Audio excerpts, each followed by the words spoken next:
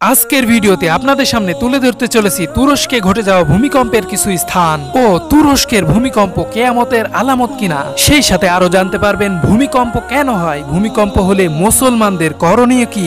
সম্পূর্ণ ভিডিও জুড়ে আমি আব্দুল্লাহ হুসাইন হাসিব রয়েছে আপনাদের সাথে। তাহলে চলুন শুরু করা যাক আজকের ভিডিও। 6 ফেব্রুয়ারি 2023 সোমবার ভোরে সিরিয়ার সীমান্তের কাছে দক্ষিণ পূর্ব তুরস্কের আঘাত হানে বড় একটি ভূমিকম্প। তুরস্কের এই ভূমিকম্পের ফলে বিশাল বড় ক্ষতির সম্মুখীন হয়েছে তুর্কি এই দেশটি।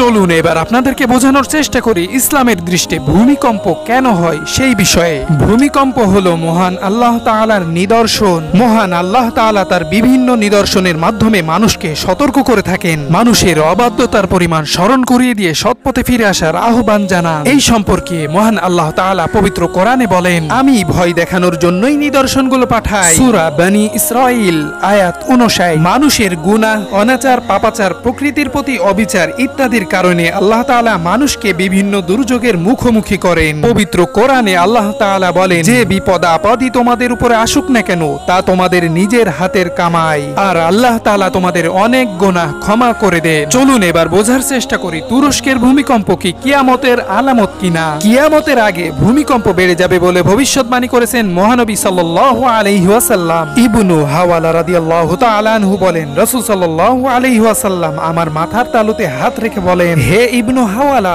যখন তুমি দেখবে যে বাইতুল মুকাদ্দাসের ভূমিতে খিলাফত প্রতিষ্ঠিত হয়েছে, তখন মনে করবে বেশি বেশি ভূমিকম্প, বিপদ আপদ, দুর্ঘটনা, পেরেশানি খুবই কাছে। আমার এই হাত তোমার মাথার যত কাছে আছে, তখন কিয়ামত মানুষের তত কাছে চলে আসবে।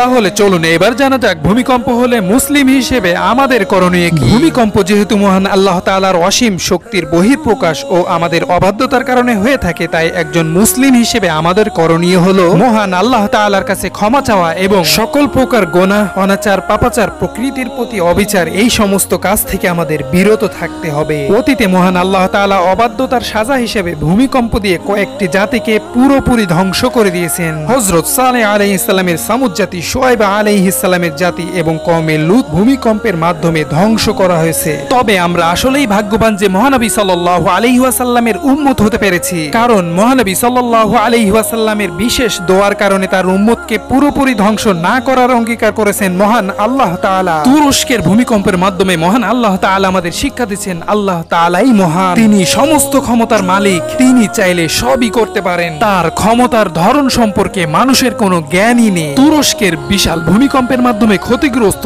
সকল মুসলিমদের জন্য আপনারা বিশেষভাবে দোয়া করবেন। এবার একটি ছোট্ট রিকোয়েস্ট আপনাদের কাছে, ভিডিওটি ভালো লাগলে লাইক দিবেন, খারাপ লাগলেও ডিসলাইক দিতে পারেন। এরকম নিত্য নতুন ভিডিও পেতে চ্যানেলটি সাবস্ক্রাইব করে আমাদের সাথেই থাকুন।